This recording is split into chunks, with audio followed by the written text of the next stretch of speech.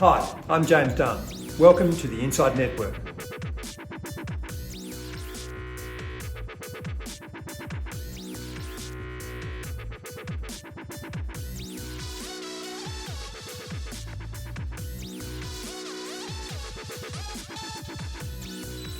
Joining us in depth today to discuss why yield is yelling at you and are you listening is Harry Sugiarto, Portfolio Manager for Intermediate Capital Group, ICG's multi-asset credit fund. Welcome, Harry. Thanks for having me.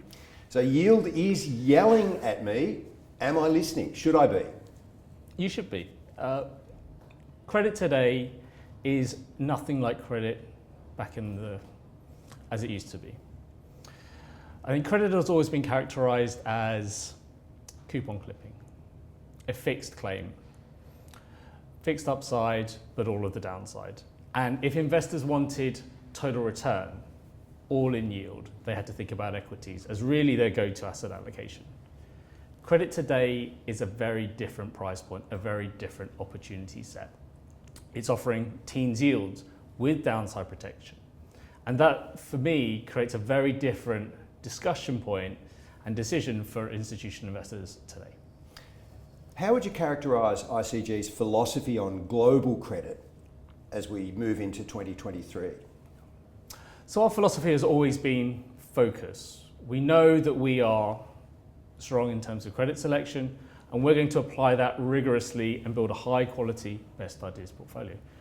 Global credit essentially creates the widest possible playing field for us to operate in.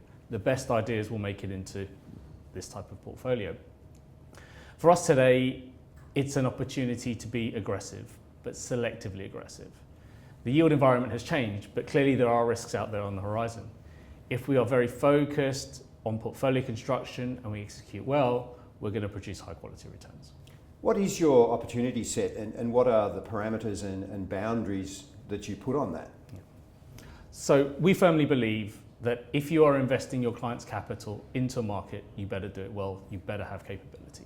So we draw the lines around our opportunity set clearly where we have bandwidth and specialist expertise and know-how, and most importantly, an investment network.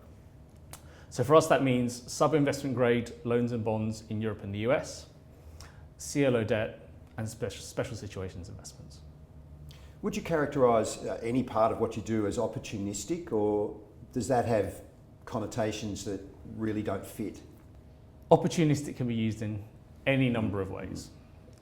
Every strong risk-adjusted return, every misunderstood, misvalued investment is, to some extent, opportunistic. Where we think about opportunistic, I would associate it with liquid as well. So there are boundaries, as you asked, around the types of investments that we will put in a liquid credit portfolio. Within the entire opportunity set, how dynamic can you be in terms of asset allocation, which flows a bit from the opportunistic question? Yeah. The opportunity has to be there to be dynamic, and being dynamic for its own sake is perhaps counterproductive for investors' total return outcomes. We have been, for example, in April 2020, extremely dynamic where we saw extreme dislocations between CLOs, loans and high yield. But when markets are benign, where conditions are relatively robust, there isn't necessarily a need to be dynamic. Actually stick to your knitting, focus on credit selection, and you'll produce still very good returns. So for us, it is very dependent on market condition, volatility environment, but for sure, when the opportunity is there, we're going to take it.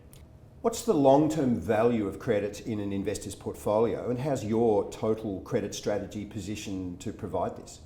For investors that are invested in a broad cross-section of asset classes, credit provides income, downside protection in a low volatility type of investment strategy.